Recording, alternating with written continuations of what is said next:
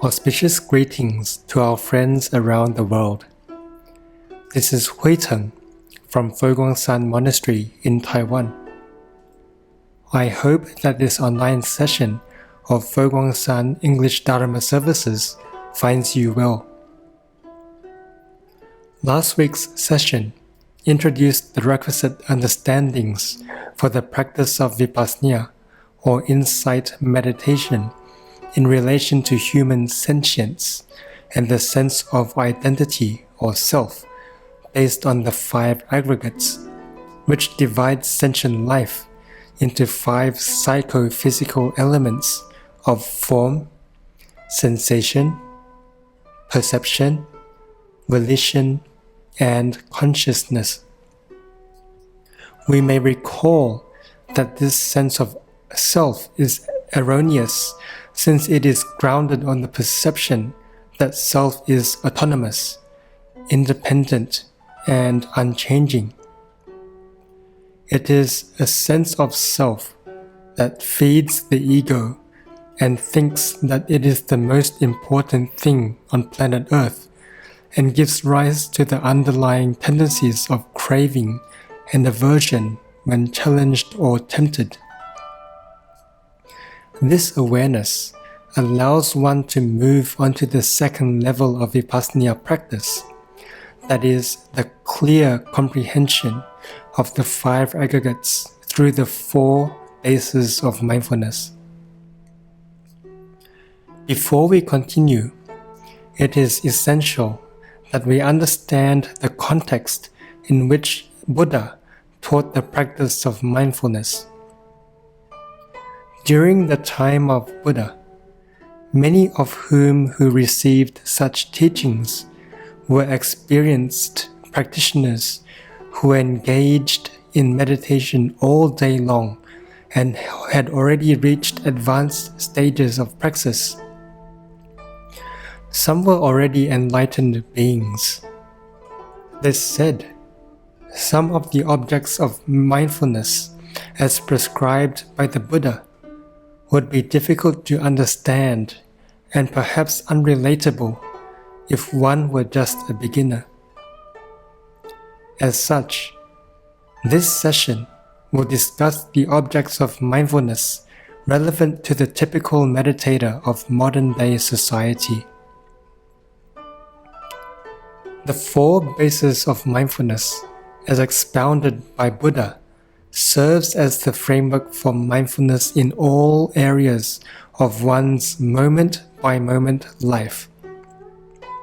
It breaks up the practice of developing clear comprehension into a progression from coarser or more apparent objects of meditation to finer, more subtle objects of meditation, such as emotions, and finally to latent mental objects, which are usually undetectable by the untrained mind, yet they are the causes of all afflictions if they are unwholesome, and the causes of spiritual awakening and joy if they are wholesome.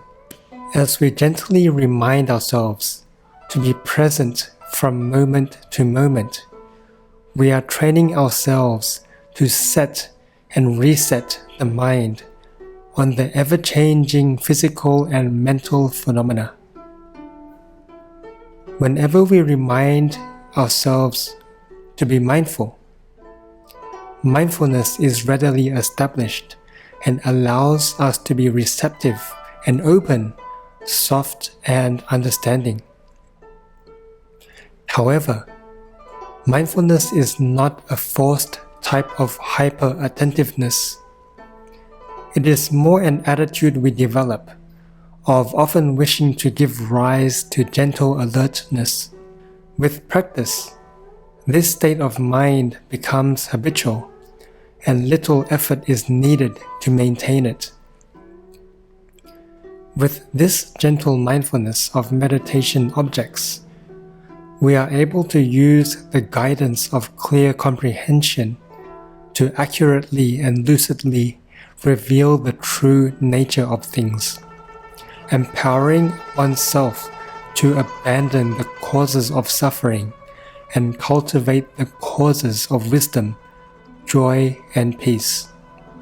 Clear comprehension requires the correct understanding of the reality of all phenomena, sentient or non-sentient.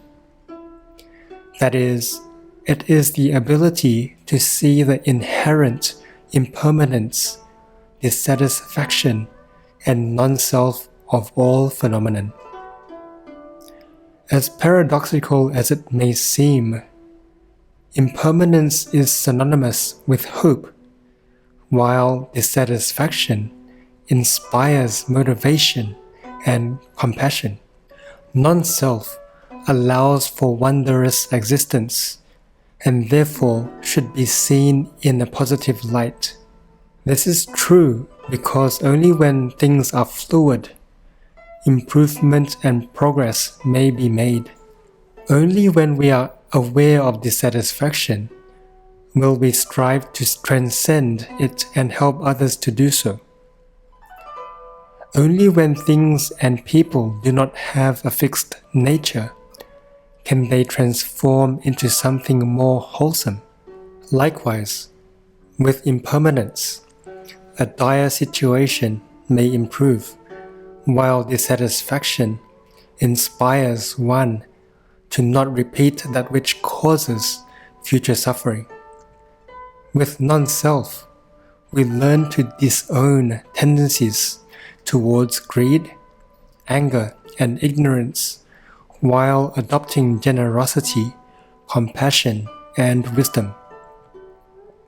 I becomes we, and likes and dislikes become, is this wholesome or unwholesome?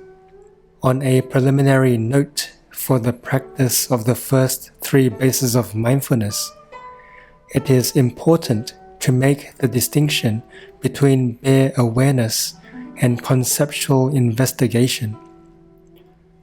With the ensuing introduction to the practices themselves, please note that the Dharma concepts that accompany mindfulness do not require active discernment of meditation objects based on such tenets. Rather, they need to be familiarized in our daily lives to the point they become internalized. Come time to practice, the meditation object is viewed through the lens of the Dharma naturally and objectively. This is important since it is impossible to actively discern and be passively mindful at the same time. The whole idea of mindfulness is none other than to witness the truth of the Dharma in the workings of the subtle occurrences of the mind. Throughout the process of developing mindfulness, the general rule is to prevent our attention clinging onto any of the objects of mindfulness. Consider oneself a disinterested observer, an observer of an autobiographical documentary who does not constantly pause or rewind the video to review a scene. This requires the constant setting and resetting of attention on the ever-changing objects of mindfulness. Mindfulness of the body addresses our coarse understanding of the psychosomatic self. Mindfulness of sensations addresses our human instincts in response to sense contact and is an entry point to realizing that volitions or emotions are not necessary all the time. Note that emotion here refers to that which moves the mind. Mindfulness of mind addresses states of consciousness of each moment, paying attention to the presence and absence of wholesome and unwholesome manifestations, allowing our minds to gently maintain mindfulness of all the aggregates.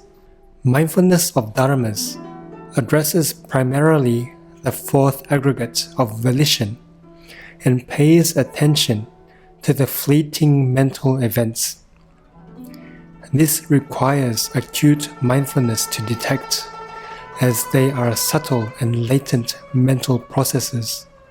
As mentioned in an earlier session, mindfulness of the entire body is the best place to start with this practice, since it is a coarse and apparent object of meditation. It also serves as an anchor that prevents our minds from wandering too far away and keeps us centered in the here and now. It provides a sense of grounding from which we may open up to the wholeness of the great expanse. With mindfulness, we also come to terms with the psychosomatic body, that is, the way we conceive the body. Do we actually understand what the body entails? This is a question that is answered by mindfulness and clear comprehension. The three methods of developing mindfulness of the body are mindfulness of the breath, mindfulness of bodily postures, and mindfulness of the constituents of the body. Mindfulness of breathing has been covered in detail during session 3. It is the mindfulness of the different aspects of the in and out breath. In the event one gets lost in their practice of the other bases of mindfulness, it is best to return to breathing. After establishing mindfulness of breath, we extend mindfulness to all postures and actions in our daily lives. The four basic postures are walking, standing, sitting, and lying down. The way to practice is to, in our everyday lives, be mindful of the way we physically carry ourselves. Whether we are walking around, having a shower, sitting in a chair, eating, or just getting by our day, we are ever mindful of the posture of the body. This alertness will become sharper over time, so that even subtle bodily movements are noticed. Over time, the psychosomatic body becomes ever more so present in the moment.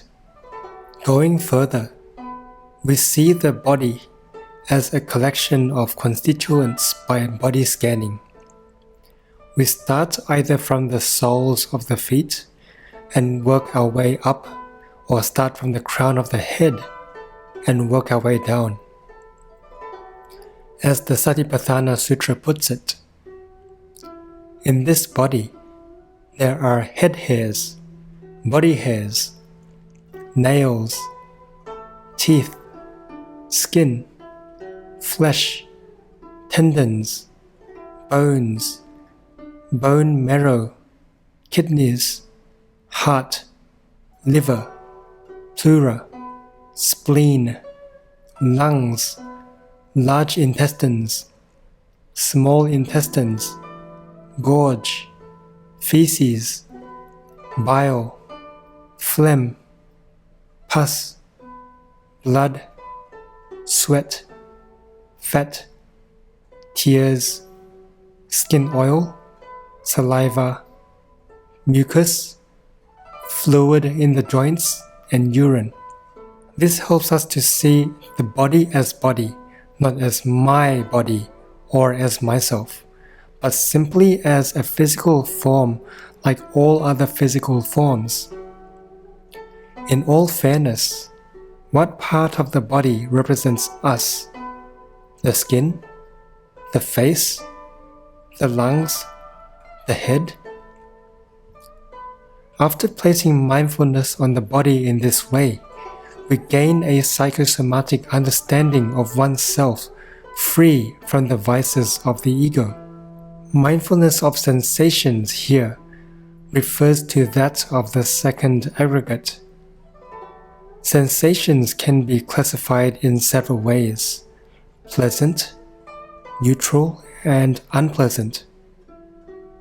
We are mindful that contact with sense objects of sight, sound, smell, taste, touch, and thought produces either one of the sensations. Without discerning, we acknowledge its coming and going, without the like or dislike factor. For example, when we touch boiling water, that momentary sensation of unpleasantness arises. We just need to be mindful of it. When the burning sensation subsides, we also become mindful of that. This can be practiced at all times, building on the mindfulness of posture and action. Mindfulness of sensation allows one to understand the natural responses of the human condition based on survival instincts, bodily needs, and human ecology. The constant effort for survival is regarded as a good frame of reference for mindfulness. Whenever the survival instinct functions, it produces a sense of having already survived. Mindfulness becomes a basic acknowledgement of temporarily existing and is an objective, impartial sense of conventional existence. As purely the product of the second aggregate, we observe that sensations themselves do not present too much of an issue, and as thus, they do not need to be actively counteracted. They are essentially our survival mechanism. From the perspective of developing mindfulness, of the three sensations, pleasant and unpleasant are apparent. However, neutral sensations are more subtle and difficult to detect. When neutral sensations arise, whether we develop an unwholesome tendency towards neutral sensations often goes undetected. As such, we are incessantly ignorant of them. Examples of the cause of neutral sensations include normal breathing or other states neither pleasant nor unpleasant. If we develop a firm foundation in mindfulness of sensation, it is less likely that our latent tendencies towards greed in pleasant sensations, latent tendencies towards aversion in painful sensations, and the latent tendencies towards delusion in neutral sensations have the opportunity to manifest. As for developing mindfulness of the mind or state of consciousness, we become attentive to the present state of mind, that is, to the presence and absence of the varying degrees of unwholesome states of greed, anger, delusion, the contraction of mind, distraction, and the undeveloped state of mind, as well as the presence or absence of the opposite wholesome states.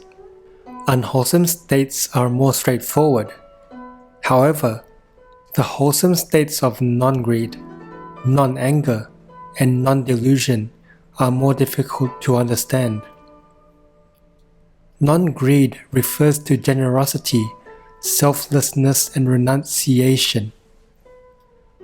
Objective awareness of the presence of non-greed can be a cause for its growth, as it resonates with our innate qualities of inner Shila or Buddha nature. The same is true for non-aversion, which means both loving-kindness and compassion. Loving-kindness is the universal love for sentient beings, which is unconditional and selfless. Compassion and empathy for others' suffering and the urge to actively help them is developed on the foundation of loving kindness. The Buddha reminds that loving kindness and compassion are most essential for the meditator, since they lead to the developing of wholesome mental states. For a beginner, by virtue of giving rise to mindfulness of one's negative state of mind, that state of mind cannot continue to arise, since the state of mind based on mindfulness takes its place.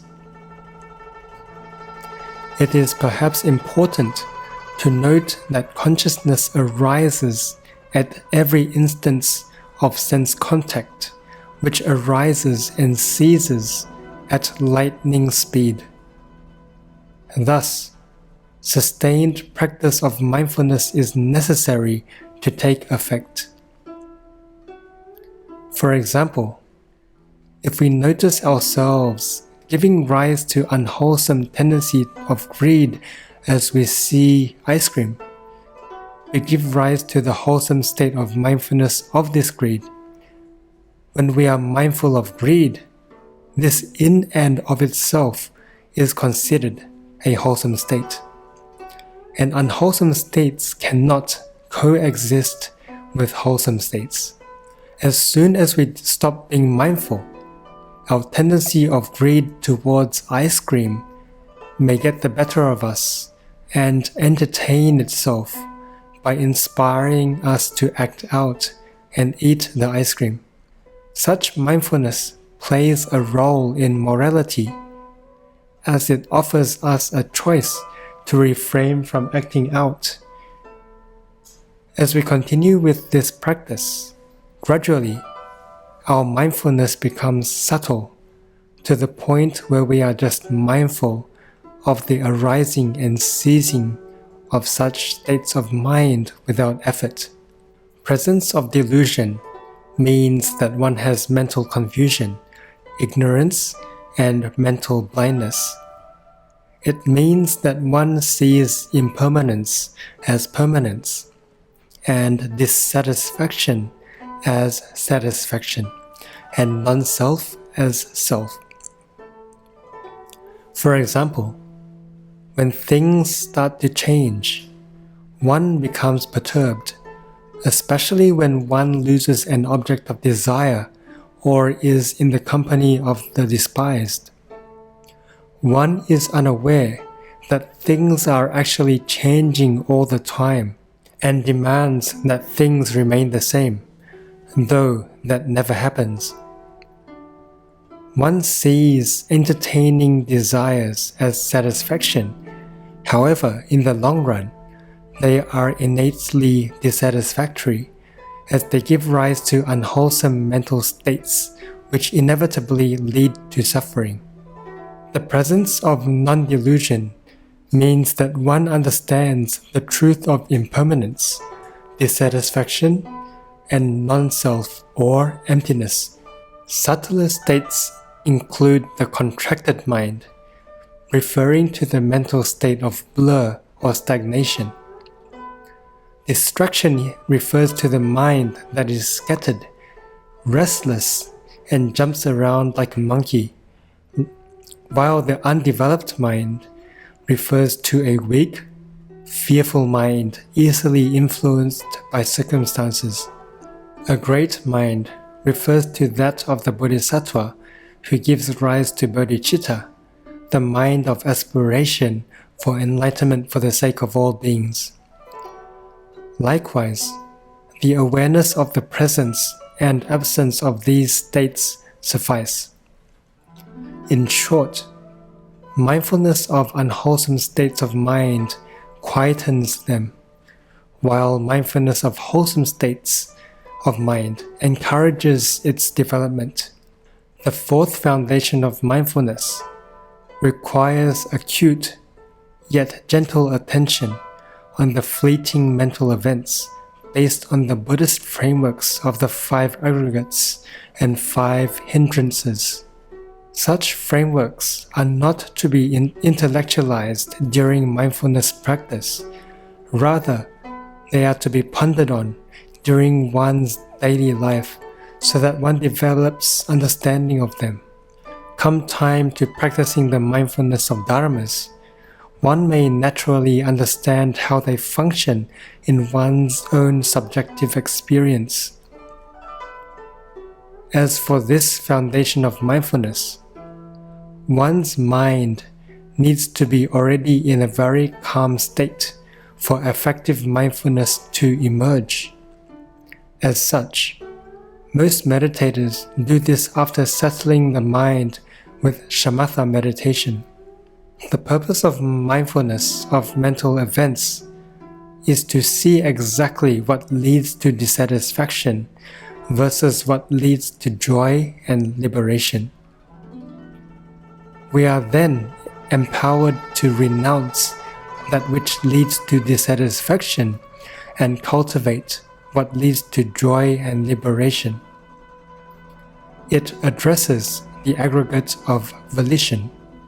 In furthering our effort to understand the process of the subjective experience so as to better understand how to address afflictions and develop wisdom, we must apply mindfulness to the interplay of the 5 aggregates.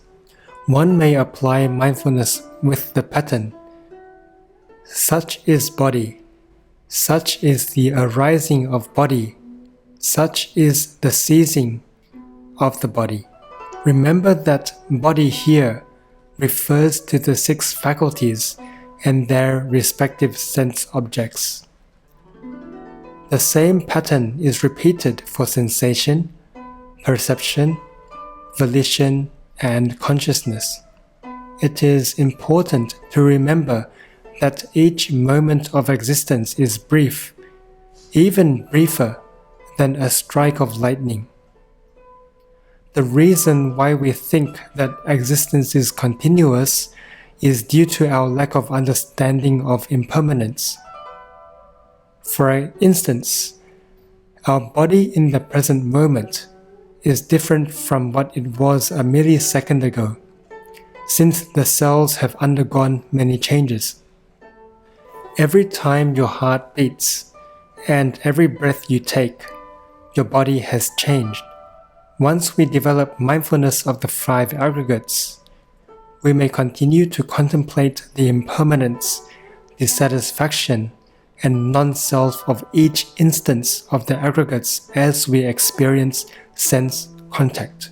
Dissatisfaction here refers to the fact that everything to do with the 5 aggregates cannot be taken as a refuge of joy and cannot satisfy us, since they are ever-changing.